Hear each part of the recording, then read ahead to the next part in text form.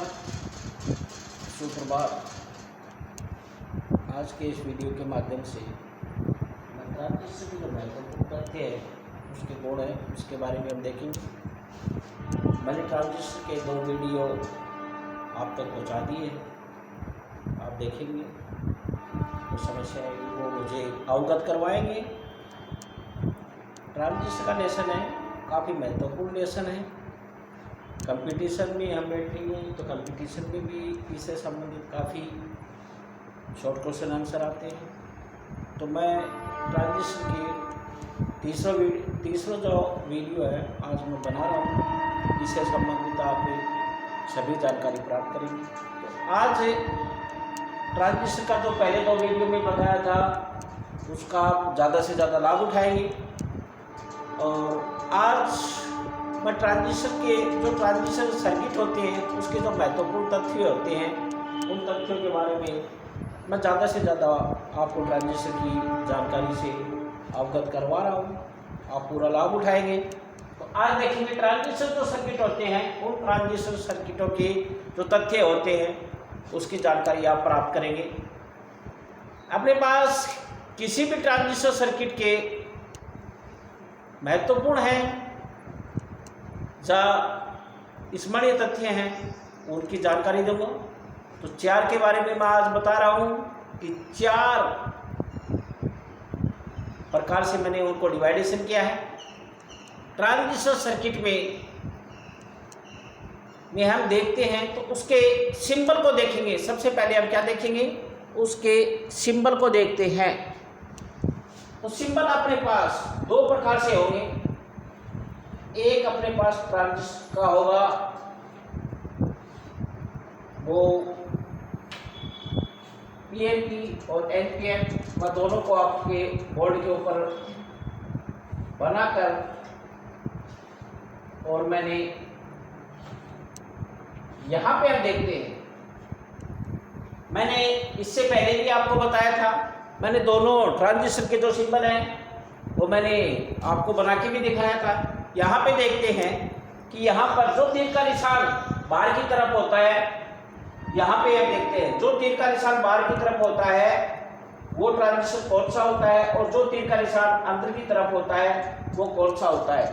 बाहर निकास यहाँ पे एन लिखते हैं तो ये ट्रांजिस्टर बन जाता है एनपीएन। पी से प्रवेश करते हैं, यहाँ पे पी लिखते हैं और ये बन जाता है पीएनपी। ये 2 प्रकार से ट्रांजिस्टर है। इन्हीं 2 प्रकार के ट्रांजिस्टरों से हमें संकेत से क्या पता लगता है, इन चीजों का हमें पता रहना चाहिए। तीर का निशान है जो बाहर की तरफ है, एक अंदर की तरफ है, वो क्या दर्शा रहा है, इसमें करंट का प्रवाह किस प्रकार से होगा और उसके विपरीत इलेक्ट्रॉन का प्रवाह किस प्रकार से होगा। इन चीजों का हमें ध्यान में रखना पड़ेगा। तो ट्रांजिस्टर में हम देखेंगे कि ट्रांजिस्टर का जो सर्किट होता है या संकेत होता है या सिंबल होता है उसके अनुसार देखें तो हमें धाराएं तीर के निशान में धारा करंट वो क्या होगी, तीर के निशान के अकॉर्डिंग होती है। इसी प्रकार से देखिए हम तो पीएनपी ट्रांजिस्टर में देखते हैं, आपके सामने एक पीएनपी बना रखा है मैंने। पीएनपी ट्रांजिस्टर में देखते हैं तो इसमें हम क्या देखेंगे, एमीटर से बेस की ओर, तो यहाँ पे आपको साफ दिखाई दे रहा है कि तीर का निशान होता है वो सिंबल में हमेशा एमीटर की ओर मोहर होता है, बीच का हमेशा बेस होता है, ये अपने पास कलेक्टर होता है। तो पीएनपी ट्रांजिस्टर में जो तीर का निशान ये दर्शा रहा आपको, ये करंट दर्शा रहा है, इसमें करंट है इस प्रकार से चलेगा, अपने पास एमीटर से बेस की ओर। इसके विपरीत करते हैं तो इसके विपरीत इलेक्ट्रॉन भी देखते हैं, तो इलेक्ट्रॉन देखते हैं वो होता है बेस से एमीटर की ओर। तो यहाँ पे ये अपने पास करंट बता रहा है और ये अपने पास इलेक्ट्रॉन बता रहा है कि इलेक्ट्रॉन की गति किस प्रकार से होगी। इस सिंबल में हमें इस चीज़ का पता रहना चाहिए कि पीएनपी ट्रांजिस्टर में एमीटर से बेस की ओर क्या होगा, धारा। और इसके विपरीत करते हैं, इलेक्ट्रॉन देखते हैं तो इलेक्ट्रॉन चलते हैं अपने पास बेस से एमीटर की ओर, और धारा या करंट चलता है वो एमीटर से बेस की ओर। सभी चीजों की जानकारी हमें रखनी है। यहां पे चलते हैं अपने पास, ये तो पीएनपी ट्रांजिस्टर था, यहाँ पे ये मैंने ट्रांजिस्टर बनाया था पीएनपी। इसके बाद भी यहाँ पे देखते हैं, सभी चीजें आप गौर करके देखेंगे। इसमें देखते हैं तो इसमें क्या होगा, इसमें तीर की निशान, तो यहाँ पर जो तीर का निशान होगा इससे हमें पता लगता है कि धारा है वो प्रभावित होगी बेस से एमीटर की ओर, क्योंकि तीर का निशान होता है ये हमेशा एमीटर की तरफ होता है। ये बेस है और ये अपने पास कलेक्टर है।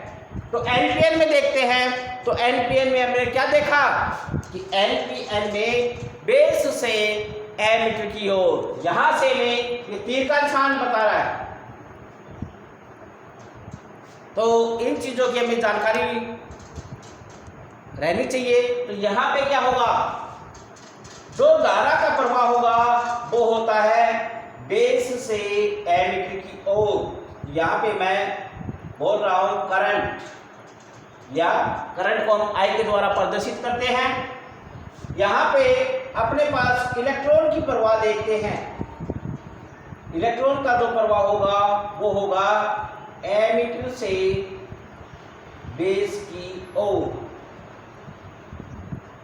तो पहली चीज मैंने आपको बताई है, इस पहली चीज के बारे में हमें पता रहना चाहिए कि ट्रांजिस्टर सर्किट में जो सिंबल होता है उस सिंबल के अनुसार धाराएं है वो तीर की दिशा में, मैंने दोनों को एक्सप्लेन करके भी दिखा दिया है। अगर हम देखें पीएनपी में देखते हैं तो पीएनपी में धारा एमीटर से बेस की ओर चलती है, इसके विपरीत है वो इलेक्ट्रॉन। एनपीएन ट्रांजिस्टर में देखते हैं, एनपीएन ट्रांजिस्टर में बेस से एमीटर की ओर धारा, इसके विपरीत हम देखें तो एमीटर से बेस की ओर इलेक्ट्रॉन। इसके बारे में हमें पता रहना चाहिए, मैंने जानकारी बताई है। उसके बाद में देखते हैं अपने पास सेकंड नंबर पे, एक नंबर पे मैंने यही बताया है, आप इसको गौर करेंगे, नोट करेंगे अपनी कॉपी के अंदर। सेकंड नंबर पे देखते हैं कि सेकंड नंबर पे महत्वपूर्ण तथ्य क्या है ट्रांजिस्टर सर्किट में।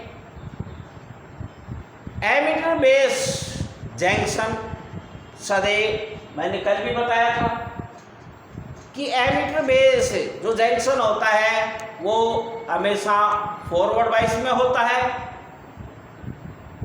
यहाँ पे हम देखें तो पीएनपी ट्रांजिस्टर में, पीएनपी ट्रांजिस्टर होता है उसमें हम देखें तो एमीटर है अपने पास वो पॉजिटिव रखा जाता है या धनात्मक रखा जाता है, और बेस है वो नेगेटिव या ऋणात्मक रखा जाता है। इसी प्रकार से एनपीएन ट्रांजिस्टर में देखें तो एमीटर होगा वो अपने पास नेगेटिव या ऋणात्मक होता है, और बेस होगा वो अपने पास धनात्मक या पॉजिटिव होता है।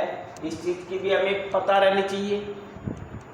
मैंने कल भी ये चीज़ बताई थी, लेकिन फिर भी दूसरा तथ्य इसका ये है कि आप जब भी आप इसके ऊपर सप्लाई देते हो तो अपने पास एमीटर और बेस हमेशा,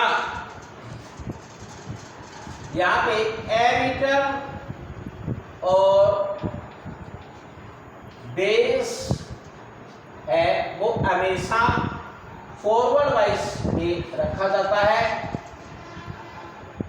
कलेक्टर और बेस हमेशा रिवर्स वाइस में रखा जाता है।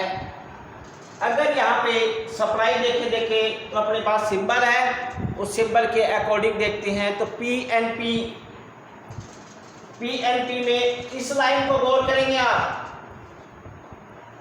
पीएनपी के अंदर मैंने बेस और एमीटर को फॉरवर्ड वाइज रखा है, तो आपके सामने ये पीएनपी का सिंबल बना हुआ है।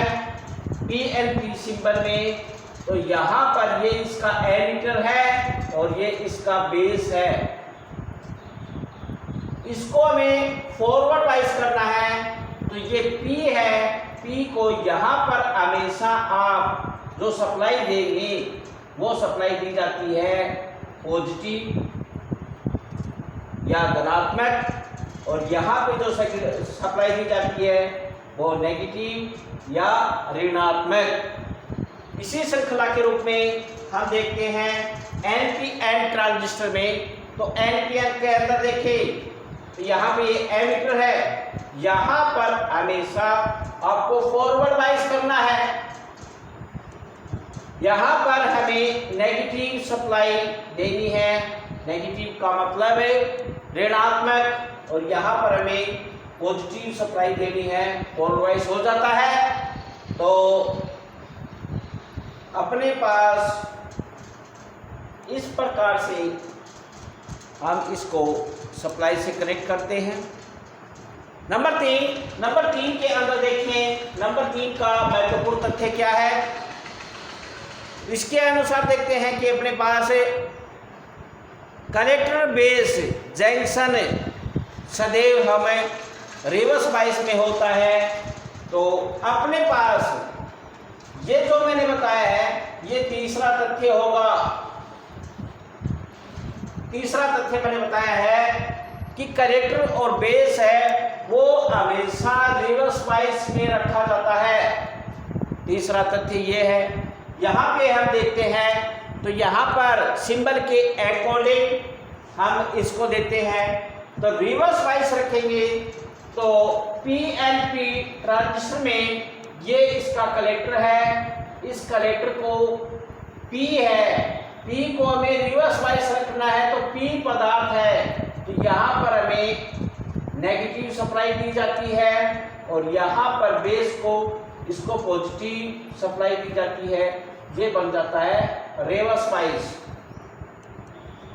रिवर्स बाइस इस प्रकार से हमें सप्लाई देनी है।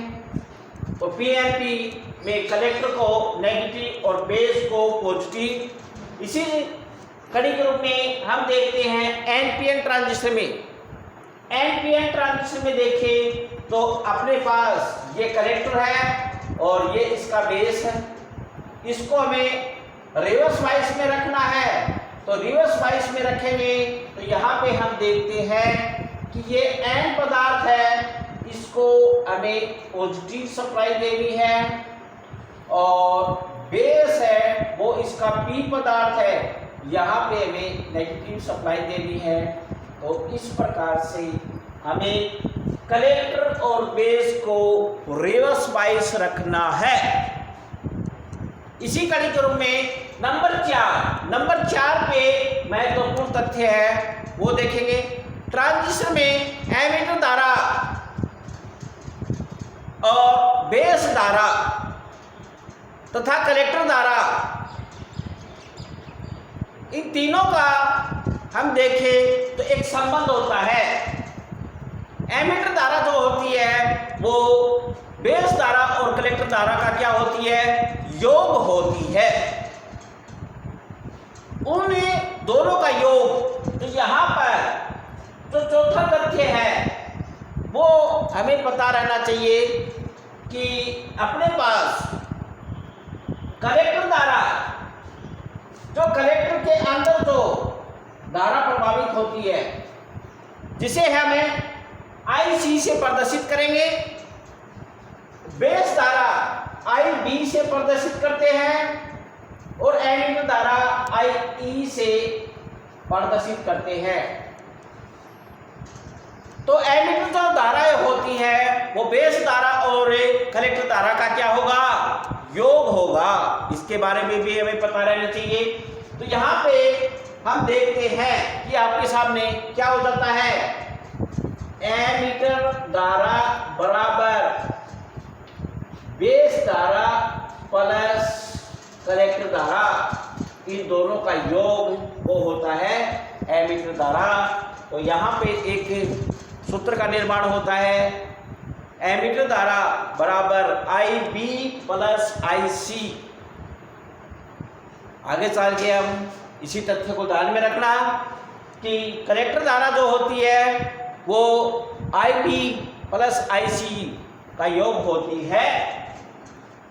इसी के अनुसार हम ट्रांजिस्टर के गुण देखेंगे। तो गुणों की चर्चा भी हम करेंगे कि आज का अपने पास जो टॉपिक होगा, मैंने पहले ये 4 तथ्य बताए हैं, महत्वपूर्ण जो तथ्य होते हैं ट्रांजिस्टर सर्किट में, उन सर्किटों का आपको जानकारी या इसके बारे में मैंने अवगत करवाया है। अब हम ट्रांजिस्टर के जो गुण होते हैं उन ट्रांजिस्टर के गुणों के बारे में देखेंगे। नंबर 1, ट्रांजिस्टर के आविष्कार। ट्रांजिस्टर का जो आविष्कार हुआ है, आविष्कार के बाद में हम देखते हैं कि ट्रांजिस्टर से पहले जो वैक्यूम ट्यूब होती थी, वैक्यूम ट्यूब को पूर्ण रूप से ट्रांजिस्टर के द्वारा हम क्या करते हैं, प्रतिस्थापित कर दिया गया है, या उसके स्थान पर हमें ट्रांजिस्टर का प्रयोग करने लगे हैं। आगे है इसका कारण, क्योंकि अपने पास वैक्यूम ट्यूब की अपेक्षा ट्रांजिस्टर अपने पास है, ट्रांजिस्टर विविध गुणों से विद्यमान होता है। अपने पास विभिन्न गुण हैं उसमें, जो कि अपने पास उसके गुण होंगे, वो उन गुणों की चर्चा करेंगे। उन्हीं गुणों के बारे में हमें जानकारी पता रहनी चाहिए। तो नंबर 1 पे लेके चलते हैं। ट्रांजिस्टर में हम देखें तो अपने पास निर्वात ट्यूब जो होती थी, उसके स्थान पे हम देखते हैं कि किलोवाट सर्किट नहीं हो सकते। तापन में पावर में जो अपने पास पावर की जो खपत थी वो भी नहीं करनी पड़ती है। वैक्यूम ट्यूब की तुलना करते हैं तो हम देखते हैं कि ट्रांजिस्टर की अपेक्षाकृत कम वोल्टेज पर भी हम क्या कर सकते हैं, उसे प्रचलित कर सकते हैं। वैक्यूम ट्यूब के अपने पास उसको हमें प्रचालन के लिए 220 वोल्टेज की आवश्यकता होती थी, जबकि अपने पास जो एक ट्रांजिस्टर है वो 2 से 8 वोल्टेज पर ही ऑपरेटिंग या प्रचालन कर सकता है। इन गुणों के बारे में हमें पता भी रहना चाहिए। यही अपने पास गुण हैं। उसी कड़ी के रूप में आगे हम और देखते हैं कि इससे संबंधित ट्रांजिस्टर में कोई कैथोड नहीं होता है। अतः इसी प्रकार से हम देखें तो ट्रांजिस्टर के उपयोग से बने इलेक्ट्रॉनिक से जो अपने पास इंस्ट्रूमेंट होते हैं, जो अपने पास यंत्र होते हैं, यंत्र उनका जो आकार है वो आकार छोटा हो जाता है। ट्रांजिस्टर की जो दक्षता होती है वो ट्यूब की अपेक्षा या वैक्यूम ट्यूब की अपेक्षा अधिक होती है। इसी के कारण ट्रांजिस्टर है वो 3 अपने पास वोल्टेज अगर हम उसको देते हैं तो वो कई किलोवाट शक्ति प्राप्त कर सकते हैं। ट्यूब के द्वारा जो अपने पास बनते हैं इंस्ट्रूमेंट, तो स्विच ऑन करने के कुछ देर बाद हम देखते हैं तो कार्य करना प्रारंभ करते हैं, क्योंकि उसमें जो फिलामेंट होता है वो पूर्ण गर्म होने के बाद में ही अपना कार्य करना प्रारंभ करते हैं। जबकि हम ट्रांजिस्टर के अंदर देखें तो ट्रांजिस्टर के अंदर जैसे ही हम सर्किट को ऑन करते हैं तो ट्रांजिस्टर से बने सर्किट में हमने देखा कि वो जैसे ही हम उसके सर्किट को ऑन करके देखें तो तुरंत ऑन हो जाता है। अगर हम ट्रांजिस्टर से गुणों को देखते हैं तो गुणों के साथ में अवगुण भी होंगे। उन अवगुणों के बारे में भी हमें पता रहना चाहिए। गुणों के साथ में कुछ अवगुण भी रह जाते हैं, उन अवगुणों के बारे में भी हमें पता रहना चाहिए। अगर दोष या उसके अवगुण देखें तो नंबर 1 पर अवगुण होगा कि ट्रांजिस्टर में अगर ताप परिवर्तन का, अगर उसका टेम्परेचर परिवर्तन होता है ट्रांजिस्टर का, तो उसके ऊपर क्या असर होगा उसके बारे में हमें पता रहना चाहिए कि ताप परिवर्तन से क्या होता है कि इसकी जो कार्य क्षमता है, कार्य क्षमता पर बहुत बुरा असर पड़ता है तथा यह पराय ट्रांजिस्टर 35 सेंटीग्रेड उष्मा या ताप क्रमों पर ये उचित प्रकार से कार्य या इससे ऊपर टेम्परेचर पे ये कार्य नहीं कर सकता। उसके बाद में ट्रांजिस्टर थर्मल रनवे की स्थिति में आ जाता है। उस समय उसके जो अर्धचालक के जो गुण होते हैं वो गुण समाप्त हो जाते हैं। ये पी पदार्थ और एन पदार्थ, ये जो सेमीकंडक्टर, इसमें जो गुण है ये गुण समाप्त हो जाते हैं और ये अर्धचालक गुण समाप्त होने के बाद में ये चालक की तरह कार्य करने लगते हैं। वहाँ पे ये ट्रांजिस्टर खराब हो जाता है। इसी चीज को मैं ध्यान में रखते हुए इसके ऊपर हीट सिंक का प्रयोग किया जाता है। उसी हीट सिंक की सहायता से हम टेम्परेचर को हाई होने से या थर्मल रनवे की स्थिति से हमें बचाने का कार्य करते हैं। हीट सिंक एल्युमिनियम की बनी होती है, अलग अलग आकार की बनी होती है। उससे इसका जो टेम्परेचर है वो उस हीट सिंक को देता रहेगा और ये बाहर की हवा या वातावरण की हवा से ठंडा होता रहता है। ये इसी की सहायता से हम टेम्परेचर को कंट्रोल करते हैं। अगर इसके बाद में भी हम देखें तो इसका दूसरा जो अवगुण होगा, इसके अगर हम कैरेक्टरिस्टिक या अभिलक्षण को देखें तो एक समान नहीं होते हैं। जिसके व्यवहार में भी देखें तो वो हम देखें कि एक समान नहीं होती है। नंबर 3 पे देखते हैं तो नंबर तीन हमने टॉपिकों को इसी प्रकार से किया है कि आपको टॉपिक के अनुसार एक एक याद हो जाए।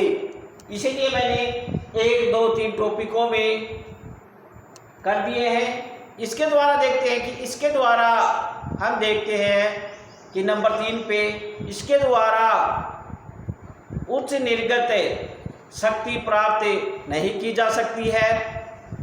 अतः आगे देखें कि अत्यधिक प्रसारण हम ट्रांजिस्टर के द्वारा हम नहीं करवा सकते। वहाँ पर आज भी हमें अगर कोई प्रसारण किलोवाट या मेगावाट में होता है, वहाँ पर आज भी हमें वैक्यूम ट्यूब का ही सहारा लेना पड़ता है। इसमें अगर देखें तो निर्वात ट्यूब की अपेक्षा इसकी जो शक्ति है, जो गुंजन ध्वनि अधिक होती है। वोल्टेज के उतार चढ़ाव के कारण ये क्या होता है, जल्दी से नष्ट हो जाता है। यहाँ पर हमें इन महत्वपूर्ण तत्वों की जानकारी दी है मैंने आज इस वीडियो के माध्यम से, उसके गुण बताए हैं और गुणों के साथ में मैंने अवगुण भी बताए हैं। इन्हीं चीज को ध्यान में रखते हुए आज ट्रांजिस्टर के बारे में मैंने जो बताया है उसको आप नोट कॉपी के अंदर आप नोट करेंगे। जब भी कॉलेज कोरोना काल के समाप्ति के बाद में ओपन होगा,